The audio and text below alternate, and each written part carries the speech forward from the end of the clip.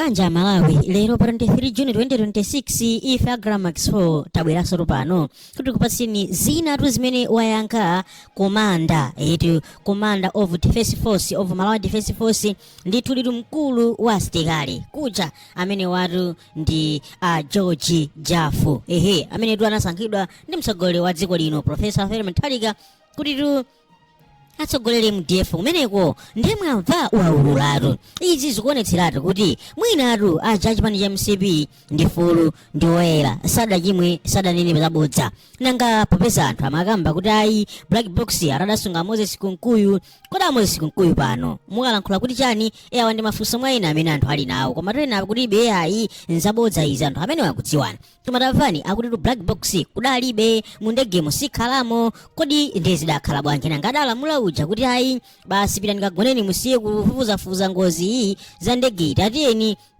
tikabwereso mawa atha kukhala ndani kuti mphamvu adazilenga kuti ndetu akamba zambiri a George Jafu kumeneku sateni tione kodi iwo waisi aneneranji zisisi zaululika tsopano. Tapangana like, tapangani subscribe. Thank you very much, Chair. My question is to find out if there are any legal provisions that the General is aware of that have prevented or prevent the MDF from disclosing the military assets they have to the relevant Committee of Parliament, as well as to the mother ministry, the Ministry of Defense. Thank you, Chair.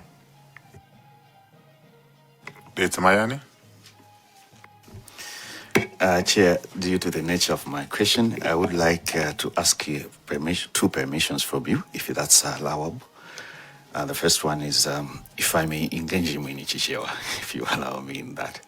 The second one is I wanted to engage him for almost about 3 or 5 questions also, if that's allowable. So, upon your permission, Chair. He has indicated he's comfortable expressing himself in English, but there's a question here, there's a request that he would like to engage you in Chichewa, specifically for questions that are going to be made by Mayani. I have got no problem with that. Thank you.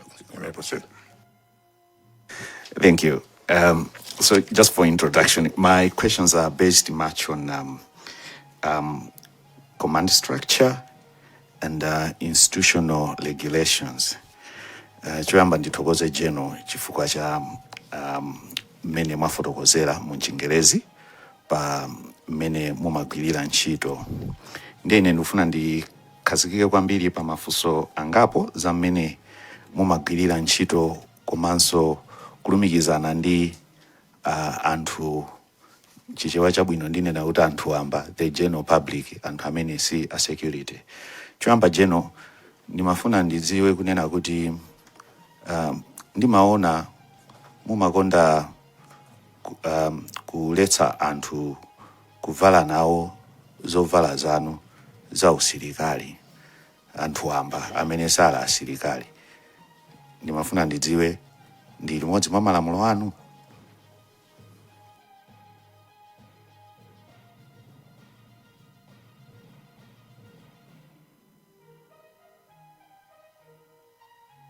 Ndimafuna tidzilankhulana ndikafusafuso zikomo. So mwina tipange chonchi Bwanji ayankhe kaifunso la planta malabandirande kuti mupangane engage bwino. So mwina zidakhala choncho kuti line yanu isaduke communication yanu nde tiyapempha General kuti mwina ayankhe kaifunso la yambirira la planta malabada limene anafunsa kuti malamulo ake ndi atiwo amene magwirisa ntchito kuti zinthu za security za amezimakhala za confidential kuti sizingathe kukambidwa. I think inali choncho mene ndamvesa bwino yet. Specifically to report to the Committee of Parliament that conducts oversight of the MDF, as well as reporting to the Ministry of Defense to have a holistic report and records of the military assets. General, can you answer this question? Mwina kabena mudanka muchichewa kuti tisaduke. Chabwin, thank you very much, Honorable Chair. I wouldn't yanke nchichewa, so I think you let me do that. Mafunsa kodi pali malamulo okuti ife tisamaulule zida zimene nazo mu military. Yes, malamulo alipo, and zimenezo zili mu Defense Force Act. Zimene zimatilesa ife kuti tizipanga disclose. There are reasons why those things are done. You know, we cannot just be disclosing this into public, which are supposed to be state secrets. Zimene zimatima state secrets.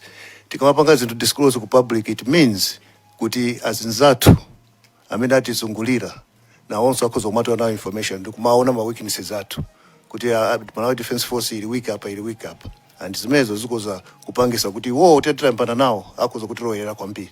That's why zimene even more act zimaletsedwa kuti osamango yankhula paliponse, and even munomo walomutanifunsa sikuti ndingaulule unless kuti titakumana pena pache which is not open. Siringaulule ndiye mwina aso musafuse refase ndiulula. Ezikoma kwambiri. Panali funso lina la dedza mayani kulesa anthu kuvala za usilikali Malawi Defense Force. Izonso zili mu act ndizolesedwa. Uniform manager timatulika nayo thukuta. Training ya usilikali ndi training yovuta kwambiri. Amene amavala uniform manager ndi amene amapanga kuti wapanga qualify ndi usilikali. So ndi chinyozo kuti uniform manager zingovala wina aliyense. Komanso uniform ija anthu akoza kupangira za chiwembu kwina kwache nkumanena kuti akupanga zimenezo ndi Malawi Defense Force. Ndifo cheche nkhani imene ndi yoletsedwa. Ndipo anthu amene akagwidwa amapangidwa punish. Ndiponso ngati alipo anthu amene akubwerekesa ma uniform amene kwa anthu na onso akagwidwa na also they are punished from the Malawi Defense Force. So inde kuyankha mufunso wanu mwachidule zimenezo zoletsedwa. Thank you very much, Chair. Chair, thank you very much, General, chifukwa cha kuyankha kwanu. Ndinaonapo nyengo zingapo zimene mwina asilikali mumatha kutithandiza mwina pamaliro kapena pa zovuta zina, kutithandiza anthu ambafe, kutibwereka matenti, kuti mwina tithe kugwirisa ntchito ikakhala nthawi ya dzuwa. Kodi zimenezo ndizololedwa ndi malamulo anu? Kansi namve kuti constitution ndi chani dedza mayani. Dedza mayani omweja. Yeah, thank you. Ezikoma kwambiri pa nthawi ya mavuto mukhoza kutiuza kuti mukufuna matenti zimenezo nzololedwa. Komano matenti usikuti amakhala aulere timapangisa higher but at a very minimal cost. So mukakhala ndi mavuto mukufuna matenti chani you reach to us through the chief of staff or the commanding officer of that unit to funa matenti akuti akuzani mtengo mubwesa transport yanu muzanyamula matenti amene akakumangirani akamaliza azachosa ndikubweza zo zimenezo nzololedwa ndithu. Zikoma kwambiri. Zikoma kwambiri General chifukwa choti mumatithandiza pa nkhani ngati zimenezo. Koma nthawi zina ndimachita chidwi pajaso muli ndi bandi ya asilikali imeneja mungandilole mwina patakhala kuti pali ukwati kuti ndingaipangeponso ndingakaigwirisepo ntchito. Point of order, there's Mayan. Can we tikhale focus pa nkhani ya iya kamana mwina General akoza kuona ngati kuti mufuna mwalande ame izigwira za civilian kwambiri. Tipange focus pa military aircraft imene inaendera. So come. Okay, Chair, thank you. You can reserve that question because where I was going, now I wanted to ask if I can be allowed ngati ndili ololedwa ngati wa civilian chifanda kuonani nthawi zina mmatautenga ndege zanu kupita nazo kumpira. Kodi ineso ngati munthu wa civilian ndili ololedwa ndipo pamapiro pake pamafunso osewa ndimafuna mundiuze ngati inuyo ngati asilikali muli ndi ndondomeko kapena malamulo amene amaunikira pakubwereketsa kapena kagwiritsidwe ntchito kakatundu ngati amene. Zikoma kwambiri Chair. Zikoma through you, Chair. Ndege za military, yes, timata kupangisa haya mukasata ndondomeko yake. That's why Donia ija yakhala ikugwiritsidwa ntchito ndi anthu ambiri, anthu afuna kupita kulikoma, they request ngati ndegeyo ili available, mapilot alipo, timapanga release cholinga chakuti bora tilipire ndege ije ndithu timatha kubwerekesa. That's why makani metu kamba mmeneso zinakhalira kuti ndegeyo inapangidwa haya through the same process. So poyankha funso lanu inde mukhoza kupanga haya ndege ya military ngati muli ndi chidwi chotero. Chair, nimafuna ndidziwe kuti titapita ku ameko ndikapeza zolembedwa chifukwa wangolowa mu office, sindikudziwa mmene mmalowa mu office mwanu munapeza ndondomeko zolembedwa kuti munthu akafuna kubwereka tenti ayenera kutsatira izi, akafuna kubwereka bandi ayenera kutsatira izi, akafuna kubwereka ndege ayenera kutsatira izi, ndipo atakufunsa wakuti pa nthawi yakuti ndipo atsata ndondomeko izi. Chair, funso langa, it's all about the policy on how civilians can use military assets. That's the background of my question. Thank you. Zikomo kwambiri once again.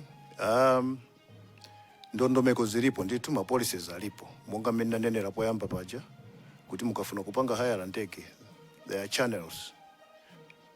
Mutilembera ku office kwa ine.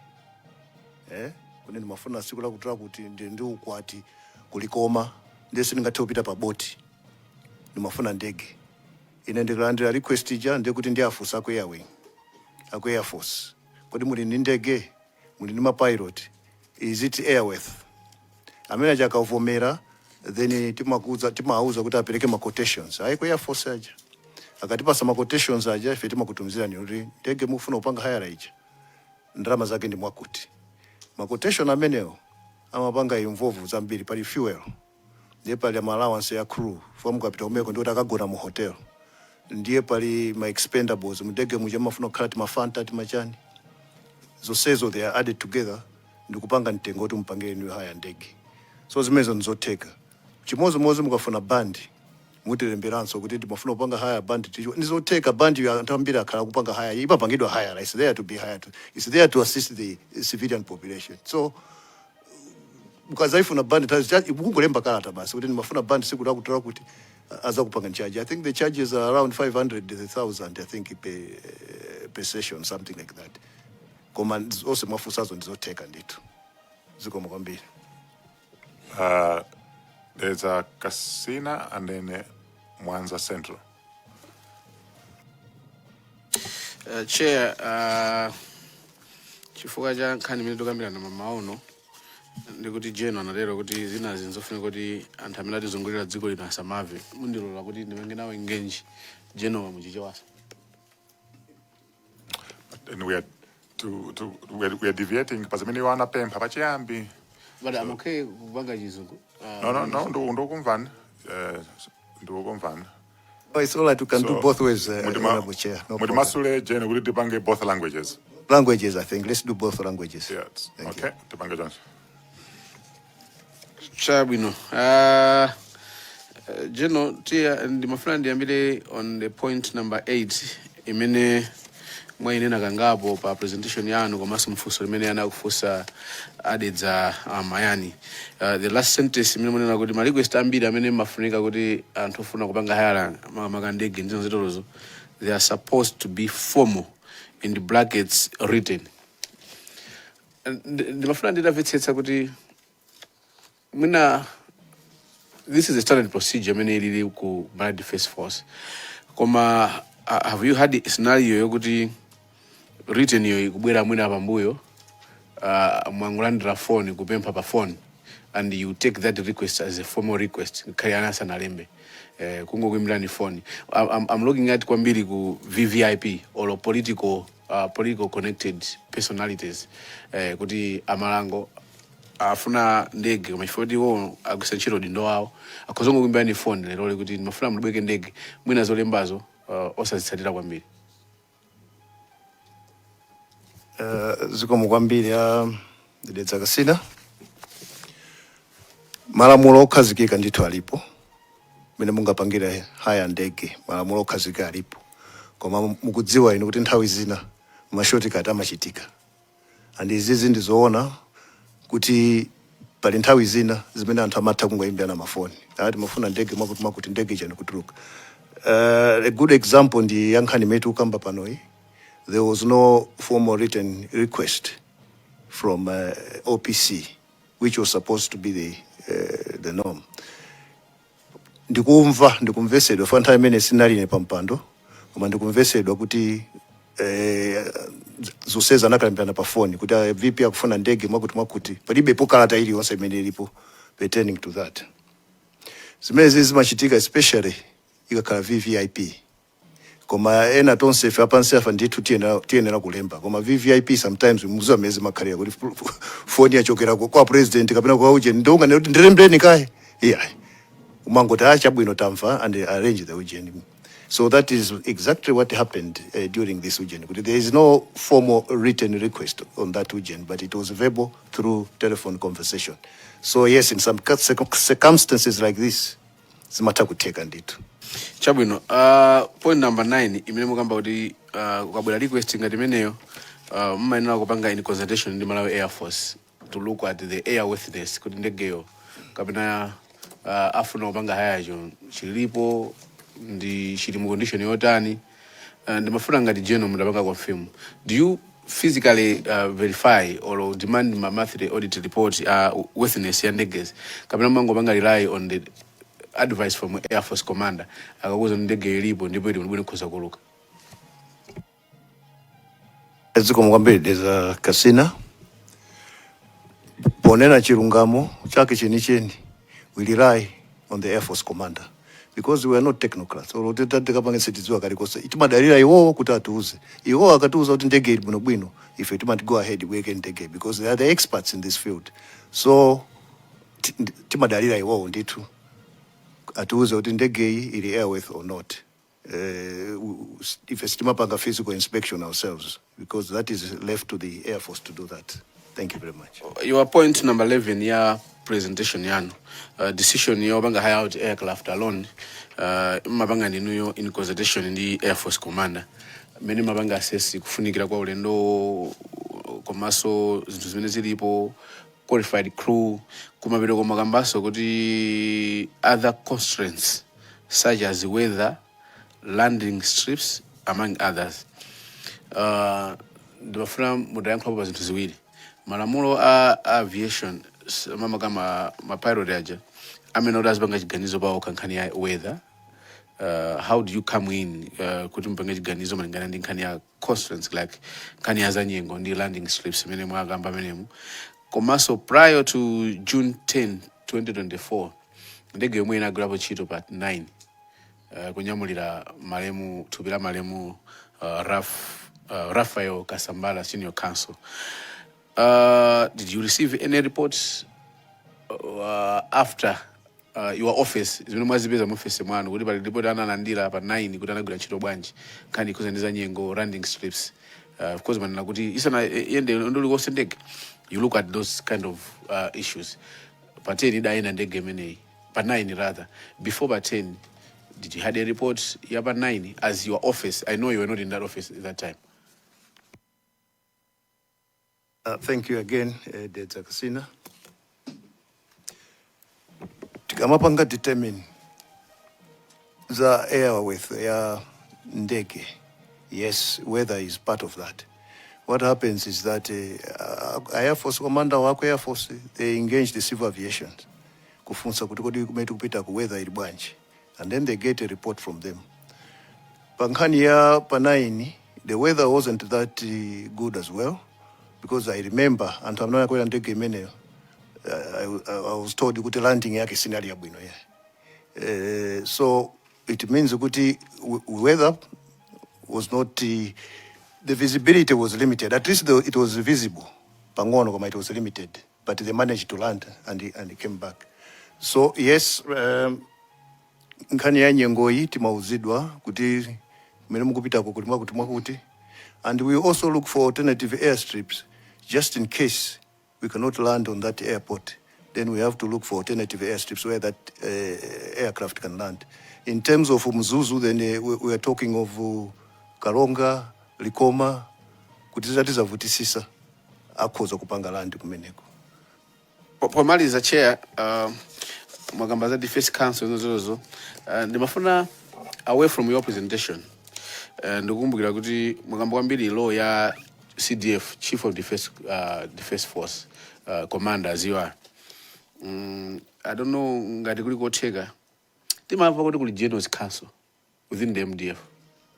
If you can confirm that, and if you confirm that, I wanted to appreciate the Davabo kuti muma gwira Bwanji chain of command yanu within the defense force, apart from the commanders.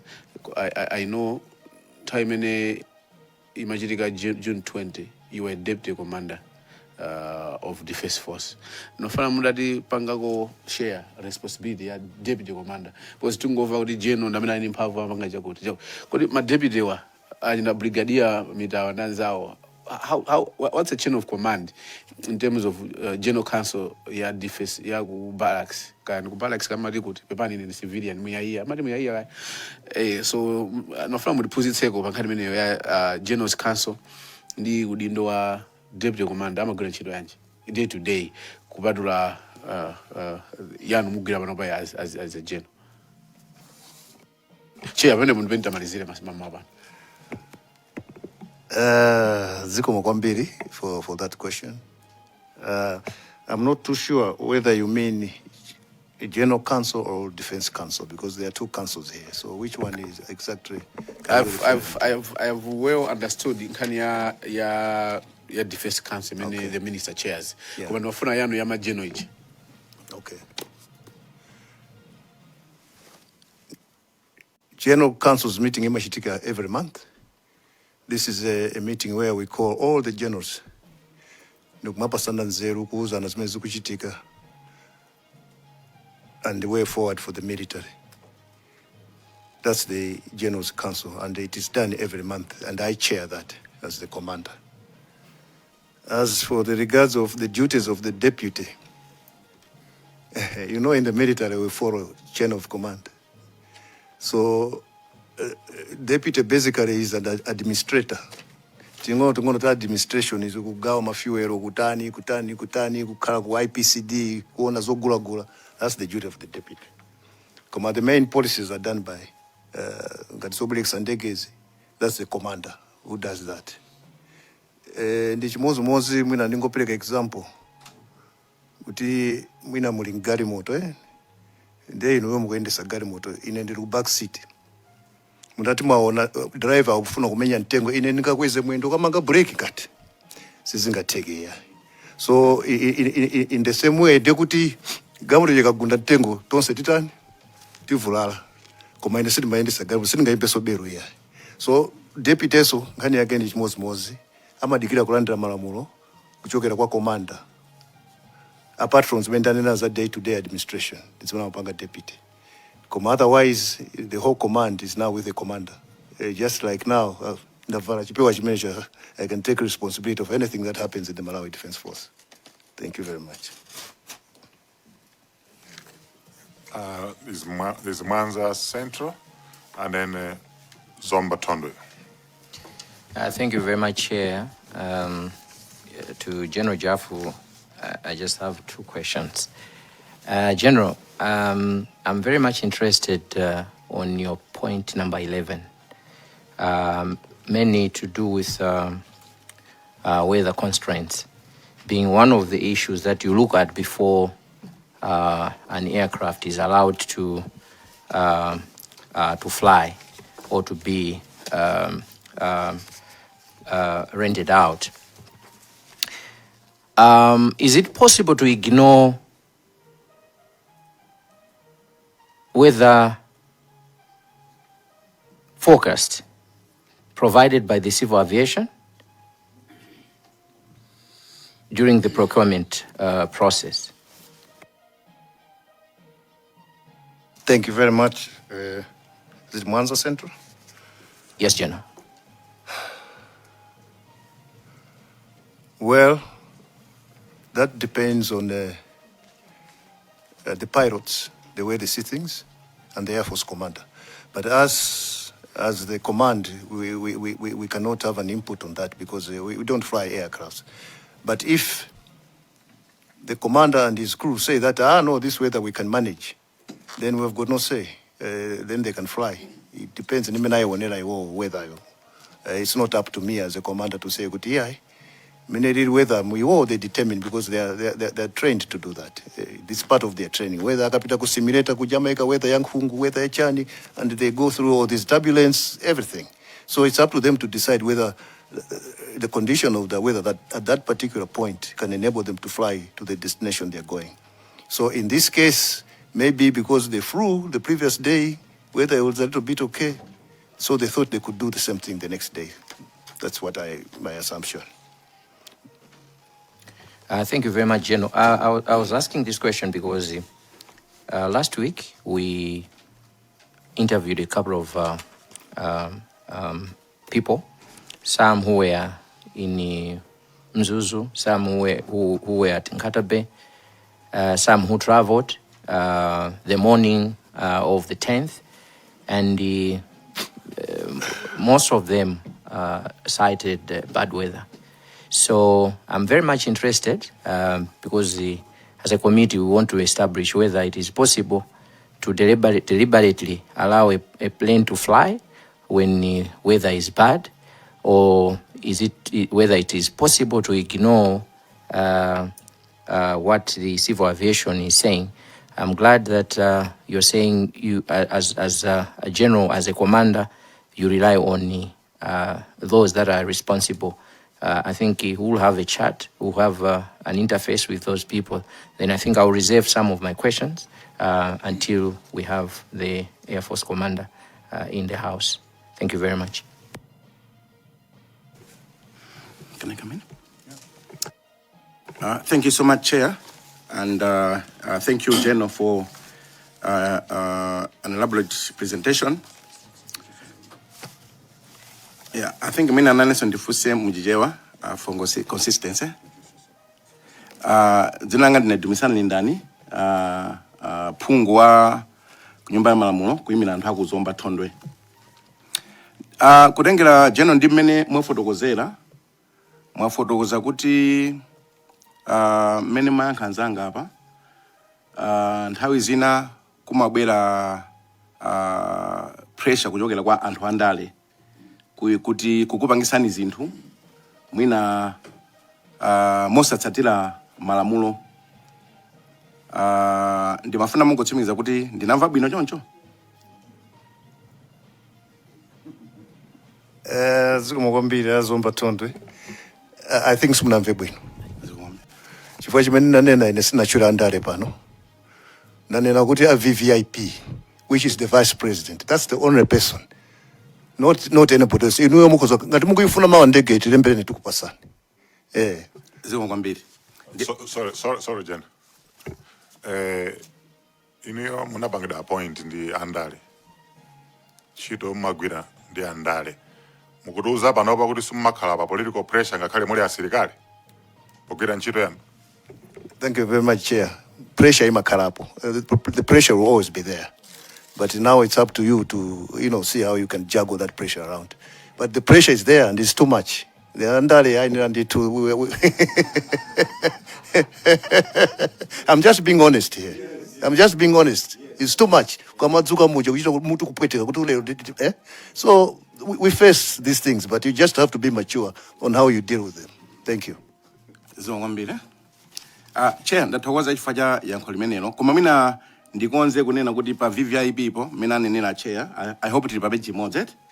Then ndisangaleso kuti ayankha bwino choncho. Ngakhale mayankha choncho ndimafuna kuti mutsimikizire kuti ngakhale mutandira pressure imeneyo kuti muphwanye malamulo osatsata ndondomeko ndikulakwira malamulo a ntchito yanu. I submit.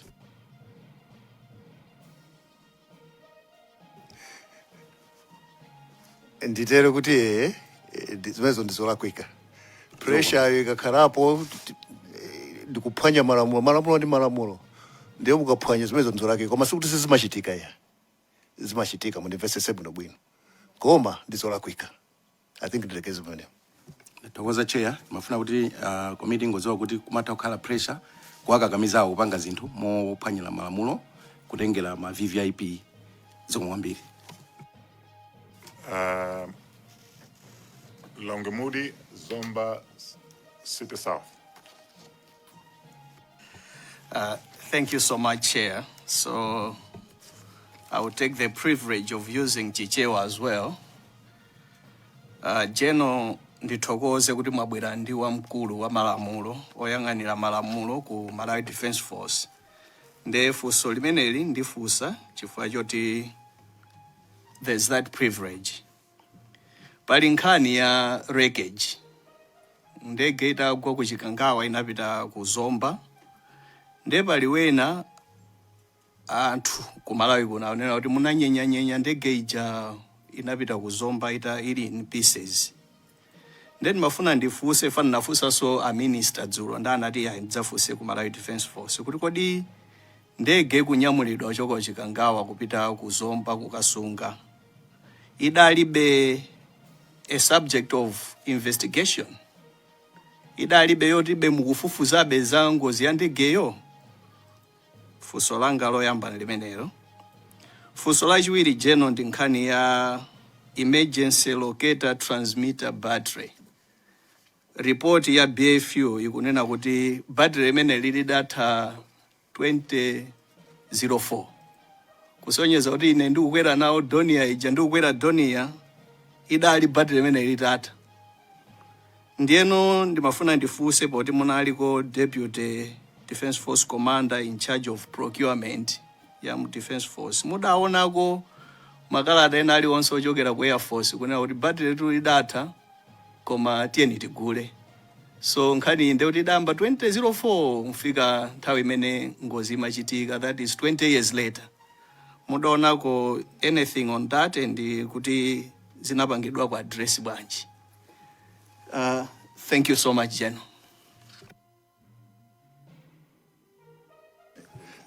Zikomo kwambiri lilongwe mudi. Poyamba let me respond ku nkhani ya wreckage imene inapita ku Zomba. I think mundikhulupirira kuti panachitika ma investigations I think atatu. And onsewo after that panalibenso chifukwa chosungira ndege ichi kumene kuja. Because my investigations anabwera ndi ma recommendations, aliyense anabwera ndi ma recommendations ache. So there was no point of keeping it there. One, it was going to be very expensive for us. Bwezi luchipanga guard day and night when paje kuti anthu asalowererepo. So we had to take it to a secure place. Zakuti chinanyanyedwa is also ndizoona because the transport imene ananyamula imesika nanyamula ndege ichi imene inalili. So inaenda kudwida ma pieces kuti ikwane mu truck imo. Chifukwa chache I think ngati munapita ku Zomba munakaona kuti pali mulu ngati scrap metal. That was the only reason they cut that aircraft, just for it to fit in the transport that was available at that particular time. Nkhani ya emergency locator transmitter ndivomeze na zona imene inafa 2004. Kodi ma quotation sitanalandire and 2004 imeso sinali deputy nali munthu wamba. Sitanalandire ma quotations, yes. Ma quotation abwera ndipo sukamozi kukhaya. Vuto ndira kuti ma quotations achakabwera tikatumizira kufunikira kuti atigulire chinthu icho. Most of the times ndalama palibe. It's an issue of resources. At that particular time, that locator was about 6 to 8,000. Pano between 10 to 12,000. So if we had bought it that time, we were going to save a lot. US dollars. These are US dollars. So, pakali panopo, we cannot just buy the battery. Because my battery, kumema panga ko adasiya, nzakalekale. Now they have to revamp the whole system. Aina kusinta system, waya onse mudege muje. And when that also was presented, it looked like the money was just too much. And these are the recommendations that were made by most of the reports that mugule maroketa. And the government is aware of that. But up to now, we haven't been assisted. So it is whenever the government will be ready to fund us. So that is the biggest issue. Panopo on the Forex. There are a lot of outstanding payments with Reserve Bank. tigule zida forex kulibe, tigule easy forex kulibe. So basi, just be sitting here like a sitting duck kuti. If anything happens, zango pempera kwa Mungu. Thank you.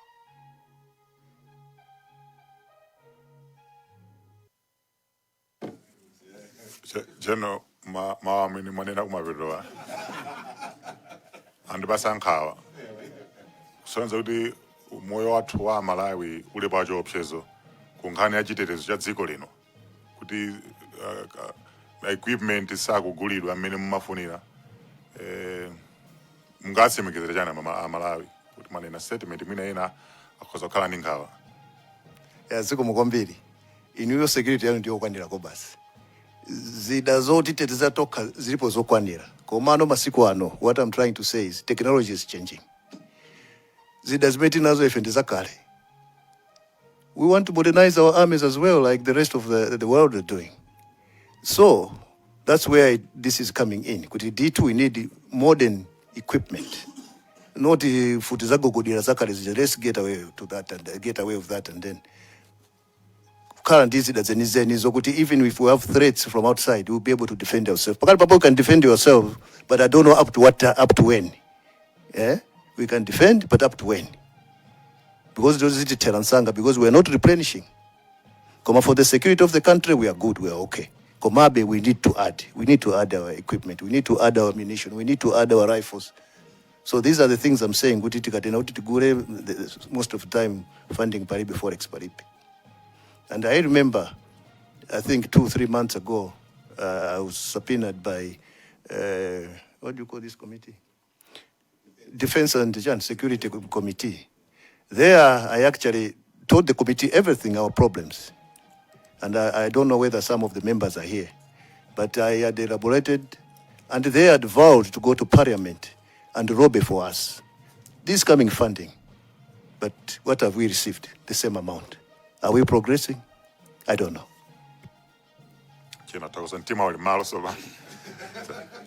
Zomba City South. Ziko mwambiri jeno. Ineso ndiyamikire kuti mwakhala very candid kuyankhula zona zake. I will engage in English, Chairperson. Maybe the first question we might have answered it already, partly, because I wanted to ask, is it possible that recommendations that you make as Defense Council may not be acted upon by those who are supposed to act upon those recommendations from the Defense Council? So you might have answered it partly, but if it pleases you, you can still proceed and answer that question. Chairperson, the next question relates to search and rescue operations on page, you don't have pages, but I think bullet 9. I just want to learn from General, who leads search and rescue operations when the machines are military in nature. They are machines. Who leads the search and rescue operations? Next, on the same page, point 10, I think the Zagasina did ask this already, but I just wanted you to confirm that although you asked the Malawi Armed Forces Commander for guidance on the aircrafts, he still delegated functions, and the General is still, in this case, the Chief of the Defense Force is still responsible for making a decision about the airworthiness of a particular flight or craft that we have carried out. It's delegated to the Malawi Armed Forces Commander, but you still bear the consequences of the decision that you make after being advised by the MAF commander. I just wanted also to confirm that. Chairperson, moving to number 11, there are issues of weather and time constraints. I think the weather issue has been tackled by, Mwanza Central? But can you speak on the time constraints? What do you mean that you consider time constraints? Please clarify what you mean what you mean by that. Next question is, can I proceed, Commander? Thank you. Someone might have asked it, but I didn't get your response properly. Yeah? Do you sometimes talk to pilots when they're airborne and give them instructions on what to do? Someone, I think, asked something similar, but I didn't get it clearly. Do you, as MDF commander, or anyone under you, talk to pilots who are airborne to give them instructions on what to do? I think it was Zomba Tondwe which asked something similar. Finally, Chair, this one might be sensitive, but you can still answer if you want. The MDF, we believe that's where the security is. Nobody can just walk in there and do whatever they want. But is it possible that your equipment, e.g. the aircrafts, can be accessed by someone from outside technically? Is it possible that your equipment, especially the aircrafts, can be accessed by anyone from outside? Whether technically, is it possible that this can happen? I submit, Chair.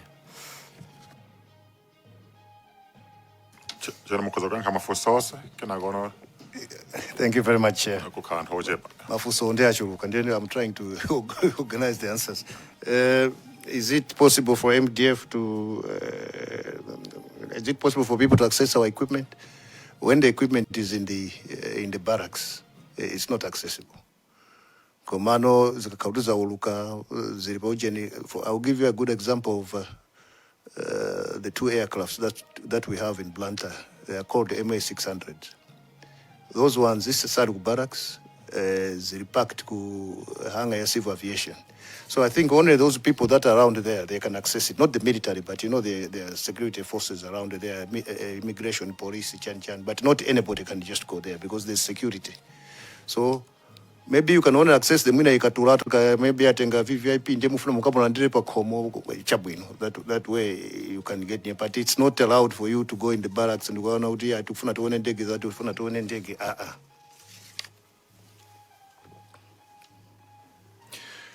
So ikaenda ndege ija kuti mwina yanyamula anthu ndi yakatera ku, for example, kunzuzu akatsikamo mapilot aja pali agadi masentries athu amene amagona pompacha kulondera ndege imene kulikonse kumene mapita ndege imene. They are there guarding that aircraft mpaka so mapilot atani abwerere the next day. When you talk about, do we talk to the pilots? As a commander, I don't talk to the pilot. I don't know whether my predecessor was doing that, but I don't talk to the pilot because the pilots, the Air Force, I mean, I'm now, I've been a civil aviation. Communication out, if there's anything, then the Air Force commander will report to me, but I don't talk directly to the pilots. You know, I'm a current Kodi, which I watch out one citizens and Air Force because they are trained to do that. So as a commander, I get feedback from the Air Force commander, and I think the Air Force commander, I think you have, you'll be seeing him very soon. I think he can clarify most of these things. In area, who reads search and rescue? Obviously, if it's a big operation and we're using military machinery, obviously it's the military that reads search and rescue operations, obviously. The other one was time frame constraints, something like that. You know, sometimes somebody can say, "Kuifuna ndege pano," when the aircraft at that particular moment it's not ready. You know, these aircrafts, they configure them. So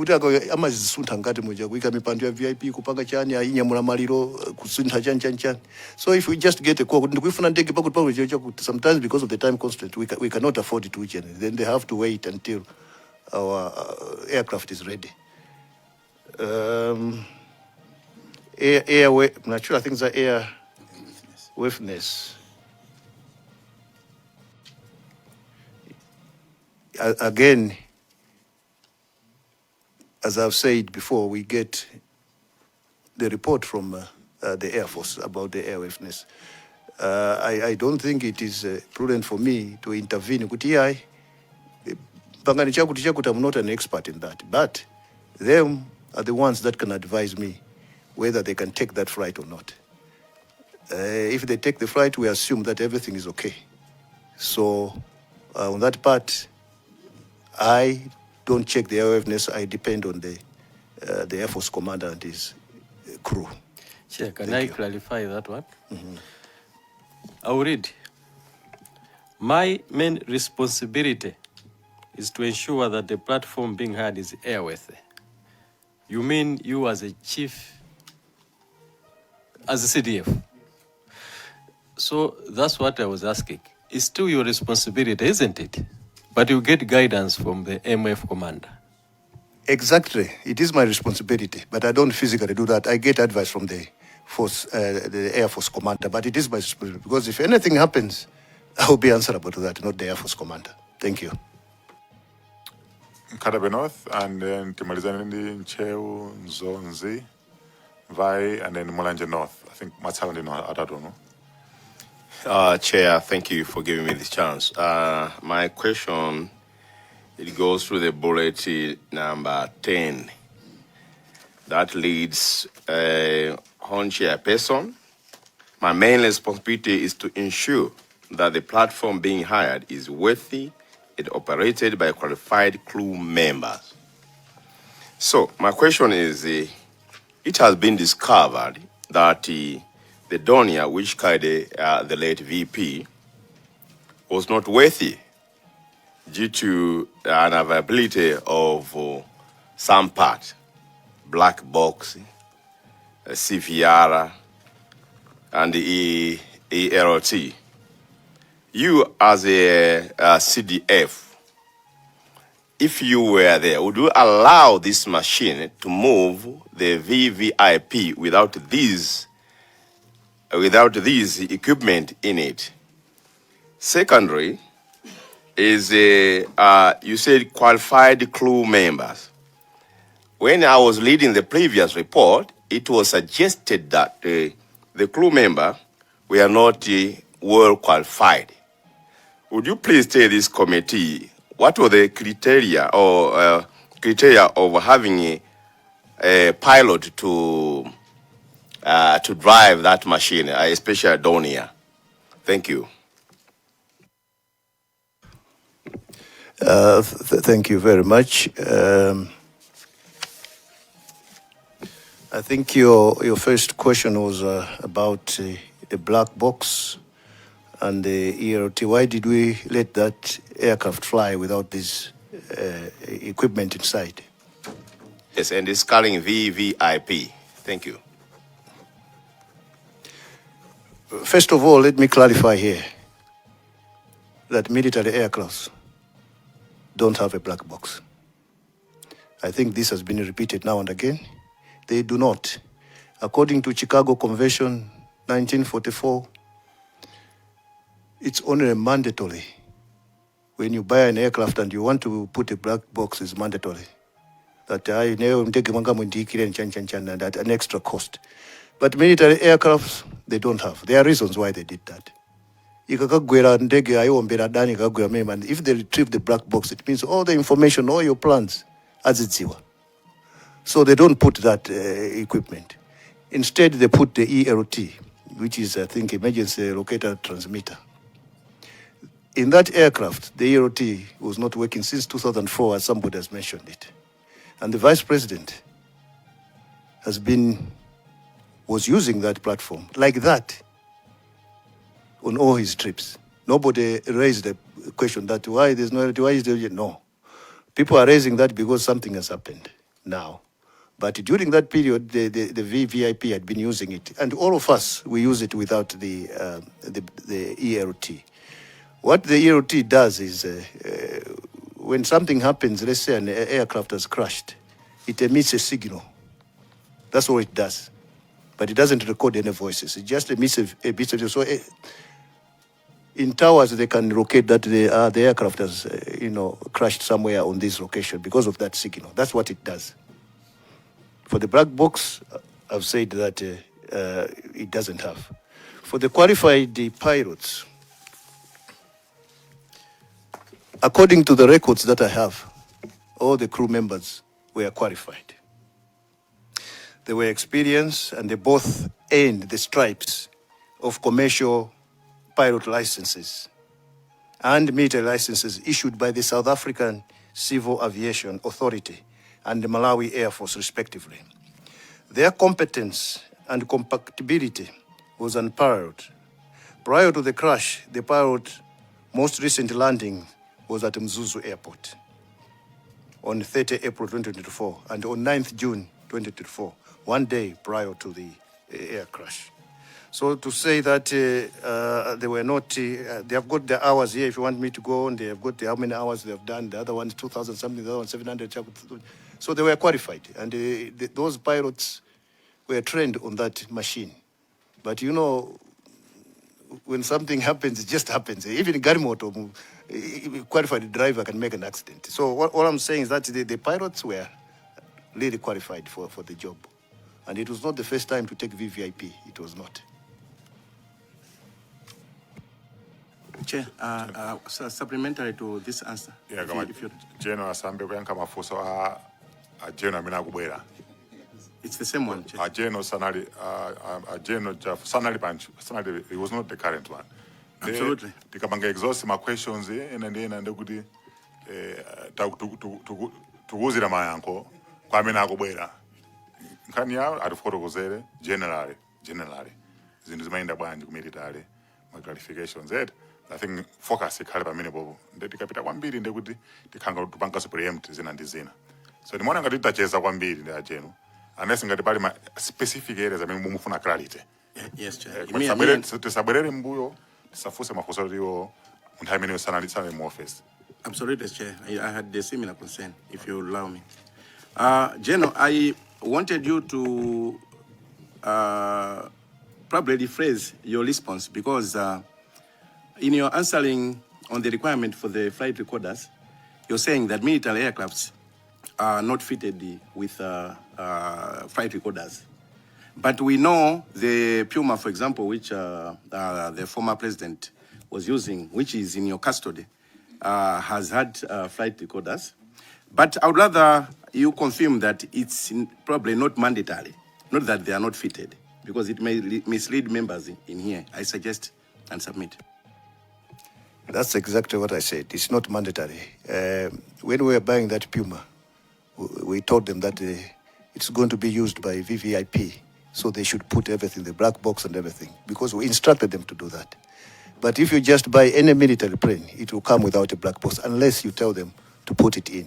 So in this case, we just buy them without putting those black boxes in for the obvious reasons which I've already mentioned.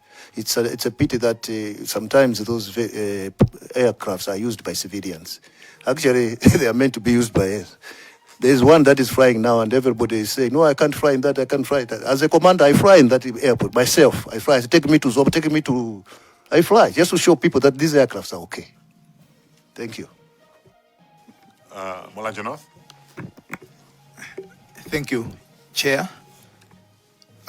Just a declaration. The gentleman next to the general, my namesake, is a fellow professional lawyer, and we know each other in several other circles. Thank you. So I've got a number of questions, general questions, really. The first question borders on the duty of oversight in your office.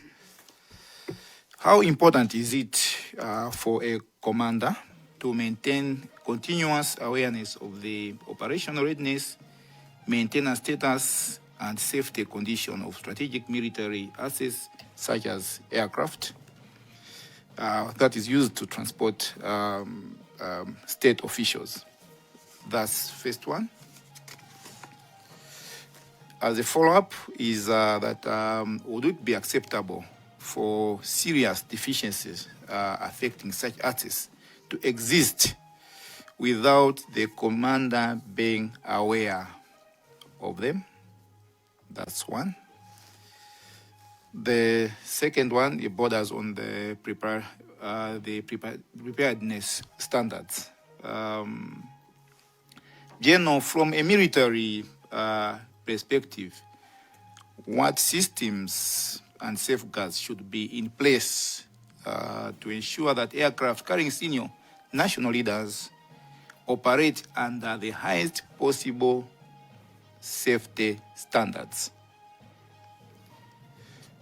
As a sub-follow-up to that one is what risks arise when those safeguards are not rigorously monitored and enforced? The third is on crisis leadership. When a military aircraft carrying senior government officials loses communication unexpectedly, what would ordinarily be expected of the commander of defense force during the first critical hours? As a sub to that, what distinguishes an effective command response from an ineffective one in such circumstances?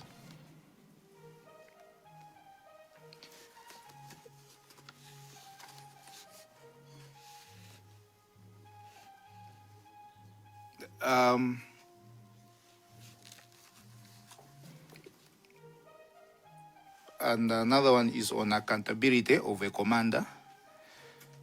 General, would you agree that a commander is responsible not only for his own actions, but also ensuring that subordinate commanders, operational units, and support systems are functioning effectively?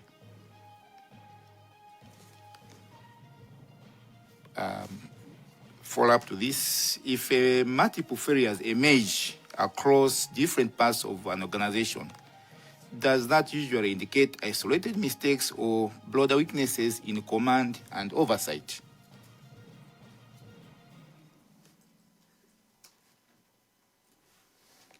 I think I should stop there. Thank you, Chair.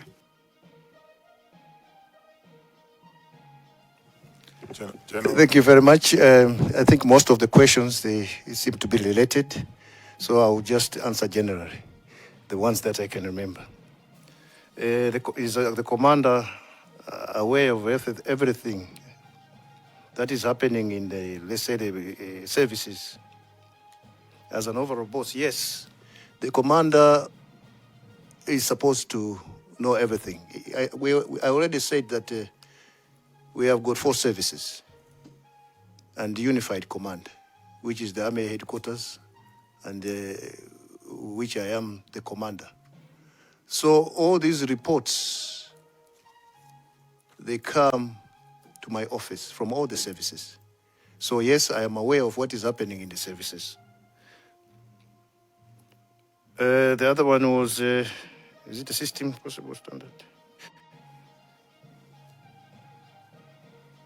What happens when an incident happens? As a commander, what do you do? Well, I can't say, because there will be different incidents. So you also react differently. So I can't just pinpoint that as a commander I would do this. It depends on what incident. So because you didn't clarify which incident, so that will depend. At that particular moment, a decision will be made.